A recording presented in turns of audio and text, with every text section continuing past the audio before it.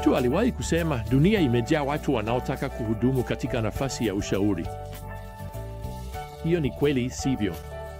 Tuna watu maarufu wengi sana na watumishi wachache.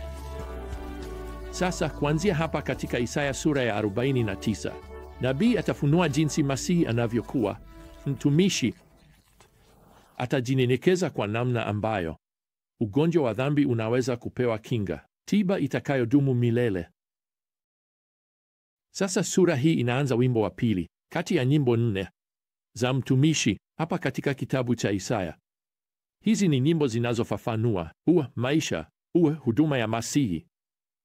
Sasa wimbo huu unaanza hapa kwenye aya ya kwanza: nisikilizeni enyi visiwa, na mtoe sikio enyi watu wa mbali. Kwa hiyo ujumbe huu si kwa ajili ya Israeli tu, huu ni kwa kila taifa linalohitaji kusikia Injili. Sasa Masihi anazungumza katika aya ya pili.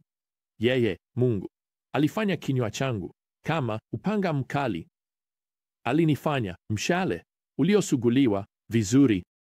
Kwa maneno mengine, ujumbe wake ni suala la maisha na kifo, na ujumbe wake kwa njia haukosi kamwe lengo la moyo wetu. Sasa mtumishi huyu hapa anaitwa Israeli katika aya ya 3, na tunaelewa kwamba atatoka katika ukoo wa Kiyahudi. Lakini zaidi ya hayo, Masihi atakuwa mfano wa kile ambacho taifa la Israeli lilishindwa kuwa, yaani yule ambaye Mungu atatukuzwa ndani yake, kama inavyosema katika aya ya 3. Sasa hapa katika aya ya 4 tunayo moja ya nyakati za kibinafsi zaidi zilizowahi kurekodiwa kati ya Masihi Yesu na Mungu Baba. Kwa kweli hatujazoea kusikia jinsi Yesu alivyohisi alipokuwa akihudumu hapa duniani, lakini nataka ukumbuke kwamba ingawa Yesu ni Mungu kamili, pia ni mwanadamu kamili. Aliguswa na hisia zile zile tulizonazo Waebrania sura ya 4 na aya ya 15. Lakini tofauti na sisi, hakuwahi kuruhusu hisia zake kugeuka kuwa dhambi. Hapa katika aya ya 4 Isaya anafunua jinsi alivyohisi wakati mwingine, na anamnukuu Masihi akisema, nimefanya kazi bure, nimetumia nguvu zangu kwa bure. Kwa hivyo kama mwanadamu, Yesu alikuwa na nyakati ambapo alikabiliana na changamoto za kukataliwa. Watu wa mji wake walijaribu kumsukuma kutoka kwenye mwamba. Baada ya mahubiri yake ya kwanza katika Luka sura ya 4, nimehubiri mahubiri kadhaa katika maisha yangu na watu hawakuyapenda, lakini sijawahi kuwa na mtu yeyote aliyenijaribu kunisukuma kutoka kwenye mwamba baada ya hapo. Kweli hilo lilimtokea Bwana. Kwa kweli, katika tukio moja, ndugu na dada wa nusu wa Bwana hawakumwamini na walikuja kumchukua. Marko sura ya 3 inasema wakifikiri kwamba alikuwa amepoteza akili. Labda familia yako inafikiri kwamba umechanganyikiwa kwa kumfuata Bwana. Unaweza kufikiri kwamba hakuna hata moja ya hayo lililoumiza hisia za Bwana, kwamba alikabiliana nayo yote kwa urahisi.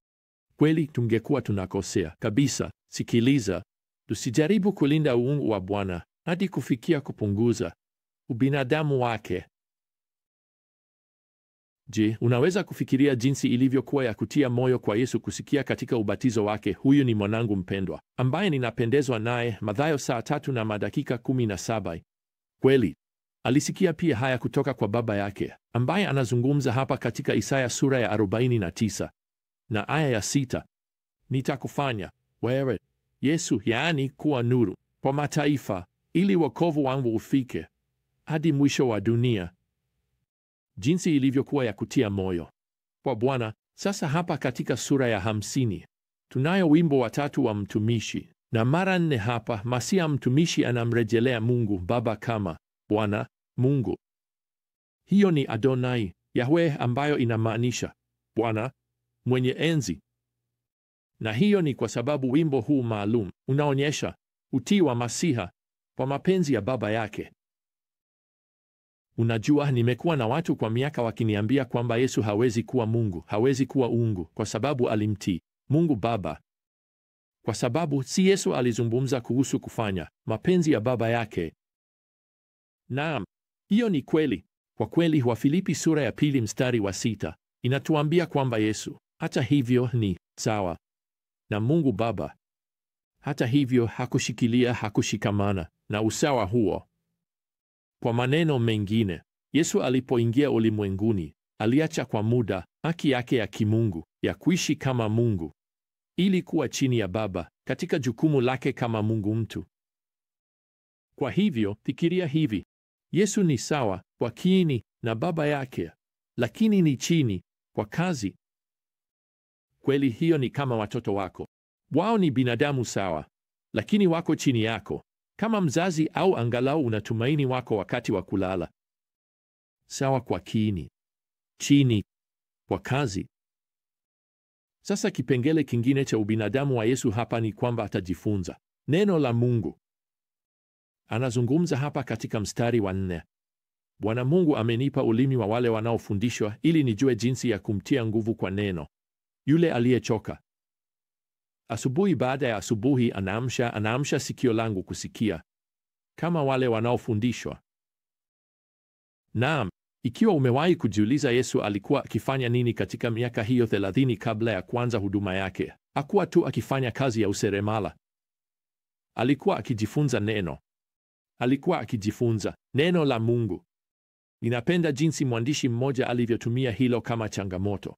Aliandika, kama Yesu alihitaji kujifunza neno la Mungu, je, vipi kuhusu wewe na mimi? Je, tunaambiwa pia hapa kuhusu utayari wa Bwana kuteseka. Sikiliza usahihi wa ajabu wa unabii huu hapa katika mstari wa 6: niliutoa mgongo wangu kwa wale wanaonipiga na mashavu yangu kwa wale wanaong'oa ndevu. Sikuficha uso wangu kutokana na fedheha na mate. Je, hiyo inasikika kama kitu unachokifahamu? Naam, hicho ndicho hasa kilichomtokea Yesu, kilichorekodiwa katika Mathayo sura ya 26. Lakini sikiliza hili: Yesu alitegemea uhusiano wake na Baba yake ili kuvuka hayo yote, kama tunavyopaswa kufanya leo. Kwa kweli, Bwana anasema hapa katika mstari wa 7, Bwana Mungu ananisaidia, kwa hiyo sijaona aibu. Kwa hiyo nimeweka uso wangu kama jiwe la gumegume, na najua kwamba sitaaibishwa. Sasa kwa hilo, sura yote ya 51 na mistari 12 ya kwanza ya sura ya 52 inaunda sehemu nyingine ya unabii wa Isaya, na hapa lengo ni kwa watu wa Kiyahudi ambao watapata kushindwa na kupelekwa uhamishoni Babeli. Hapa katika sehemu hii nabii anawahimiza wakumbuke walikotoka. Anasema hapa katika sura ya 51 sasa katika mstari wa kwanza, nisikilizeni ninyi mnaomtafuta Bwana, angalieni mwamba mliochongwa kutoka kwake. Angalieni Abrahamu baba yenu na Sara aliyewazaa, kwa maana alikuwa mmoja tu nilipomuita ili nimbariki na kumzidisha.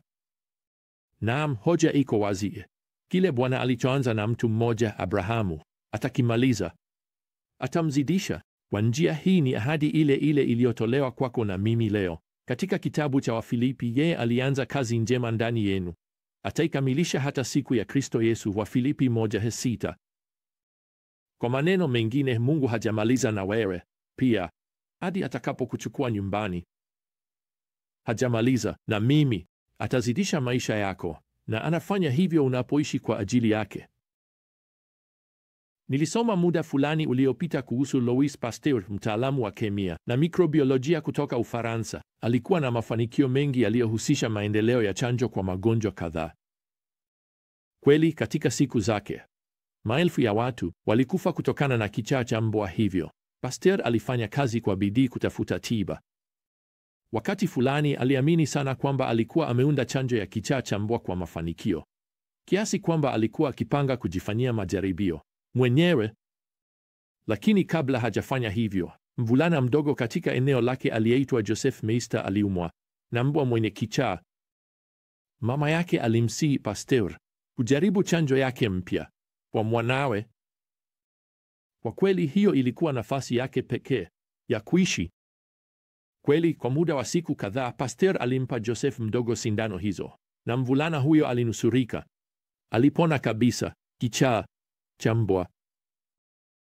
Miaka mingi baadaye, wakati Louis Pasteur alikuwa akijiandaa kwa kifo chake mwenyewe, aliulizwa ni maandishi gani angependa yaandikwe kwenye jiwe lake la kaburi. Sasa kumbuka kwamba Louis Pasteur alikuwa amepata mafanikio mengi maishani mwake na kupewa tuzo nyingi. Basi Louis Pasteur alifikiria kwa muda mfupi, kisha akajibu kwamba alitaka maneno matatu tu yaandikwe kwenye jiwe lake la kaburi. Maneno hayo matatu yalikuwa haya: Joseph Meister aliishi. Unajua, huo ndio urithi wa Masiha wetu wa ajabu, mnyenyekevu na mwenye kujitolea. Kazi yake imetutibu kutokana na ugonjwa wa dhambi. Kwa sababu ya Yesu Kristo tunaishi. Kwa kweli tutaishi milele. Basi hadi safari yetu ya hekima ijayo, neema ya Bwana Yesu Kristo na upendo wa Mungu na ushirika wa Roho Mtakatifu uwe nanyi nyote. Amina.